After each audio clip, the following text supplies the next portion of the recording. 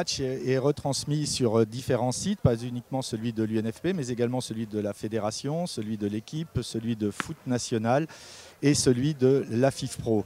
René, c'est le 24e stage de l'UNFP. On arrive à la fin de la première session. Quel bilan tirez-vous de ce stage? Un bilan favorable sur le plan de la qualité des garçons présents. Je pense qu'ils vont encore le démontrer ce soir. Les résultats ne sont pas toujours au rendez-vous, mais c'est un petit peu normal puisque nous avons un principe de ne pas forcément aligner la meilleure équipe, mais de donner du temps de jeu à tous les joueurs. Mais malgré cela, je dirais que tous les joueurs ont répondu présent et comme je leur ai dit, si j'étais président, le seul match que j'accepterais qu'ils perdent, c'est lorsqu'ils jouent bien. Eh bien, les matchs qu'on a perdus, eh bien, on a bien joué. Voilà, avec justement Youssef Touati qui a trouvé Kandia Traoré, relais avec Youssef Touati qui va pouvoir fixer le défenseur du Red Star. Regardez, peu de temporisation. Youssef Touati qui attend, qui a levé la tête. Le centre de Touati, ça passe au deuxième poteau tranquillement, récupéré par un joueur du Red Star. C'est petit, Stéphane. Allez, Elliot Serin qui récupère ici en deux temps. Elliot Serin, le fils de Michel Serin, l'ancien joueur et toujours entraîneur aujourd'hui. Elliot attention à cette frappe, c'est bien fait, elle est superbe cette frappe, elle passe juste au-dessus du montant de planter. Superbe frappe inscrite à l'instant, ce me semble par Tarasconi. Tout à fait. Stéphane Ilièche, lui aussi un des nouveaux venus dans cette formation du Red Star qui vient à l'instant de créer une première demi-occasion pour cette formation du Red Star. Il a été formé à Sochaux. Il n'y a pas hors-jeu. Attention, il va se présenter seul devant Al-Shabani Lee pour son premier ballon quasiment. Et c'est directement dans la boîte, bien capté par Al-Shabani sur ses appuis. Mais on voit tout de suite la vélocité de ce joueur de Corée du Sud. Inès te confiait juste avant le début de cette rencontre, Stéphane, combien il appréciait justement la qualité de ses stages. Allez, Lee à nouveau en déviation, mais bien fait de la part de Dufour tranquillement. On lui a chippé le ballon. Dufour, attention, cette nouvelle tentative. Cette fois-ci, c'est juste au-dessus. Tentative Voilà, Samuel Allegro qui lui a participé à 2 ou 3 stages, je ne sais plus exactement. 2 c'est sûr, 3 peut-être. Attention, Lee encore plus seul. Lee lutte avec Inès Benjeloun. Lee qui reste debout et qui va tenter à nouveau, mais ça va directement dans la niche de. Alors, il y a un joueur blessé au milieu du terrain. Ça va directement bien joué, planté. Directement dans la lunette de Vincent Planté. Là encore, le bouc qu'on voit partout, Stéphane. Le bouc, il est sur tous les coups de pied arrêtés. C'est un joueur d'expérience. À nouveau, attention, ça vient derrière. Revetsky qui a chopé le ballon. Très bonne intervention. Bien fait pour Missilou. Petite pichenette de Missilou en deux temps, c'est envoyé certes au-dessus du but de Vincent Planté, mais c'est tenté, Stéphane, ça fait plaisir. Un nouveau corner cet après-midi, donc pour le dernier match à la fois préparatoire pour l'ouverture de la saison nationale la semaine prochaine pour le Red Star et le dernier match des cycles de stage pour l'UNFP. Le dernier du premier cycle, parce qu'on va. Elle est belle cette tête et c'est l'ouverture du score par le capitaine Dufour. Eh bien, on comprend la qualité des coups de pied arrêtés importante tirée par le bouc et superbe. Superbe but de Damien Dufour. On vous le disait, Georges Tournet nous n'intéressait pas d'éloge sur ce joueur. On le disait avec Stéphane Saint-Raymond, venu d'Auxerre. Eh bien, Dufour trouve l'ouverture du score après un petit peu plus de 38 minutes de jeu ici au Stade Bauer. Exactement. Voilà, c'est la mi-temps ici au Stade Bauer de Saint-Ouen avec la formation de l'UNFP qui mène 1-0. Ouais, c'est vrai, on était bien en place. On a écouté les consignes du coach qui nous a demandé de jouer au ballon, on a vu le terrain, la qualité du synthétique, même si le ballon accroche un petit peu et cette semaine on n'a pas eu l'occasion de s'entraîner dessus. Mais bon, on a essayé de jouer et bien souvent on a débloqué la situation avec un coup de pied arrêté. Donc aujourd'hui il y a 33% ou 35% je crois qu'en Ligue 1 ou Ligue 2 qui se débloquent par des coups de pied arrêtés. Donc on a su en profiter, on a un super tireur. Puis bon, moi j'étais bien placé, une petite touche et puis voilà, 1-0. Allez, Andolini pour une tentative bien dégagée. Attention à cette frappe de Ilièche. Nicolas Aquin qui était venu défendre. Et là, il y a un compte qui est peut-être intéressant à jouer pour Youssef Touati. Ah, il aime bien ces situations. Touati qui va fixer, voilà qui est fait. Avec Deligny, s'entendent assez bien tous les deux. Allez, Deligny au cordeau pour Candia Traoré. Pas suffisamment fort. Et non, c'est la première, superbe. Superbe frappe signée Dylan Deligny, l'ancien Lensois, mais l'ancien Canette est sur la trajectoire. N'a pas 111 cap en première division qui veut.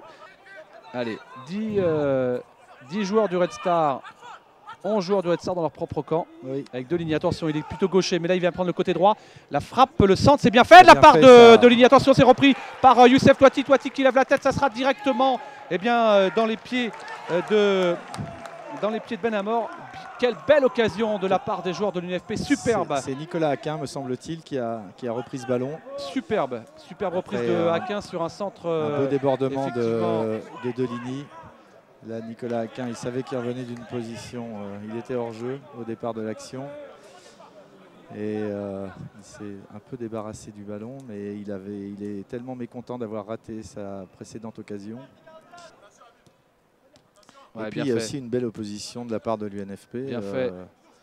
Saurin en deux temps, c'est récupéré. Candia Traoré qui lève la tête. Candia Traoré qui va trouver ici Dylan Deligny. Il y a un appel côté gauche, mais Deligny est sur son bon pied. Superbe de la part de Deligny. On a pris les mêmes Aquin. Avec Aquin à nouveau. Et cette fois-ci, c'est pas du pied, c'est de la tête. Ça a failli tromper là encore Vincent Planté. Que c'est bien joué. Cette équipe de l'UNFP, vraiment, est en mouvement.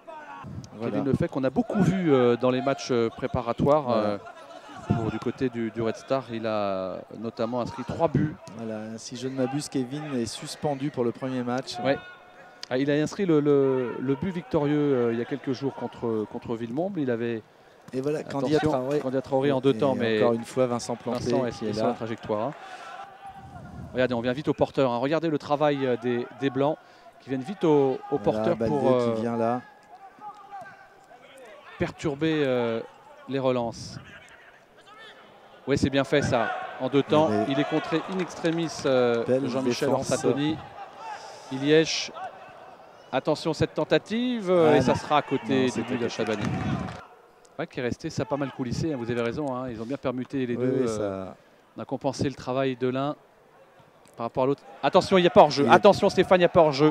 Avec Orsatoni qui va inscrire le but égalisateur de cette formation du Red Star. Il est sorti, mais ça n'a pas suffi. Al-Chabani et le Red Star qui égalise à moins de 10 minutes du coup de sifflet final. Un but partout donc entre le Red Star et l'UNFP. But inscrit par Jean-Michel Orsatoni. Oui.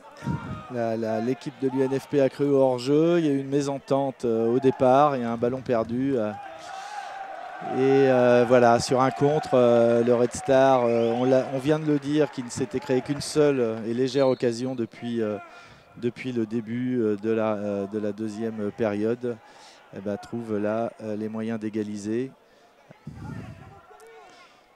Là, il y a un déséquilibre dans l'organisation défensive de l'UNFP, avec des joueurs qui jouent très haut. Orsatoni le buteur, sans pousser des ailes à juste titre.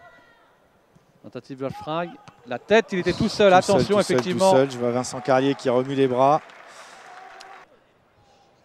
Allez, on poursuit avec effectivement le Red Star que l'on voit de plus en plus.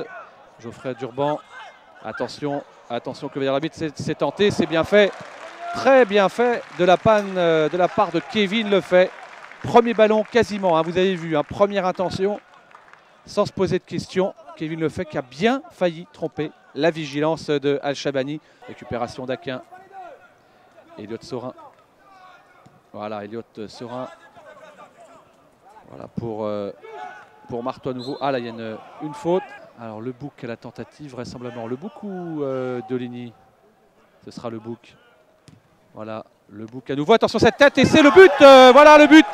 Comme en première période, but de Aquin à quelques secondes de la fin de cette rencontre. Et nouveau passeur décisif, décidément. Bien lui, on a pris le bouc qui est entré en jeu il y a quelques instants.